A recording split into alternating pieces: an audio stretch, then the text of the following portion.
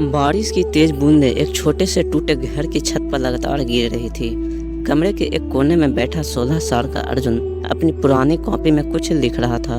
घर में बिजली नहीं थी, सिर्फ एक टिमटिमाता हुआ दिया जल रहा था।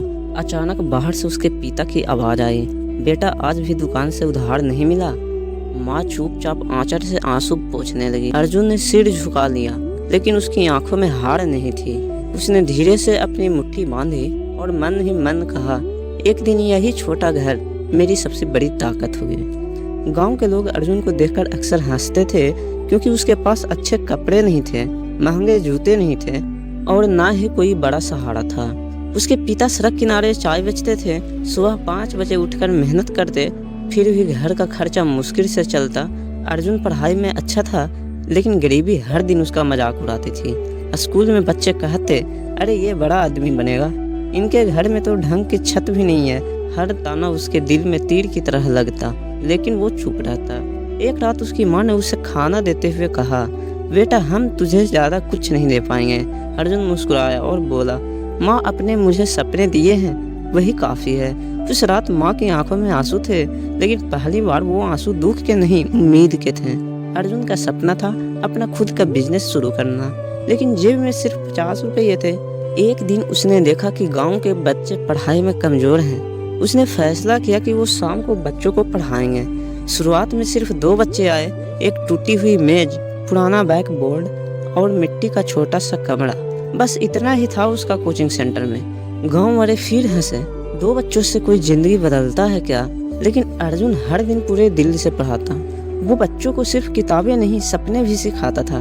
धीरे धीरे 2 बच्चों 4 हुए, 4 से 10 और फिर पूरा कमरा भरने लगा। लेकिन जिंदगी इतनी आसान कहाँ थी। एक दिन उसके पिता अचानक बीमार पड़ गए। डॉक्टर ने कहा इलाज तुरंत शुरू करना होगा। घर में पैसे नहीं थे। अर्जुन पूरी रात अस्पताल के बाहर बैठा रहा। बारिश हो रही थी, उसकी आंखों से भी पानी नहीं रुक रहा था। उसने आसमान की तरफ देखा और टूटती आवाज में कहा, भगवान मैंने कभी किसी का बुरा नहीं किया, फिर मेरी परीक्षा इतनी कठिन क्यों है? उस रात वो पूरी तरह टूट चुका था, लेकिन तभी उसके पिता ने उसके हाथ पकड़ा और कहा, बेटा गरीब होना बुरी बात नहीं है, हार मान लेना बुरी बात है। ये शब्द अर्जुन के दिल में आग बनकर उतर गए। अगले दिन से उसने और मेहनत शुरू कर दी। दिन में बच्चों को पढ़ाता, रात में ऑनलाइन वीडियो देखकर नई चीजें सीखता। धीरे धीरे उसने सोशल मीडिया पर पढ़ाई के छोटे छोटे वीडियो डालना शुरू कर दिए। शुरुआत में सिर्फ 10 व्यू आते थे, लोग मजाक उड़ाते, कौन देखेगा इसे।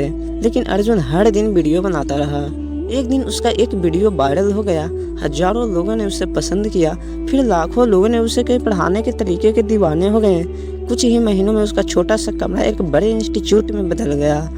जिस लड़के के पास कभी फी भरने के पैसे नहीं थे, आज वही गरीब बच्चों को मुफ्त में पढ़ा रहा था। गांव के वही लोग जो कभी उसका मजाक उड़ाते थे, आज गर्व से कहते थे, देखो ये हमारा अर्जुन है। एक दिन अर्जुन नए स्कूल के उद्घाटन पर स्टेज पर खड़ा था। सामने हजारों बच्चे बैठे थे। उसकी माँ पहली लाइन में बैठी रो रही थी। पिता की आंखों में गर्व साफ दिखाई दे रहा था।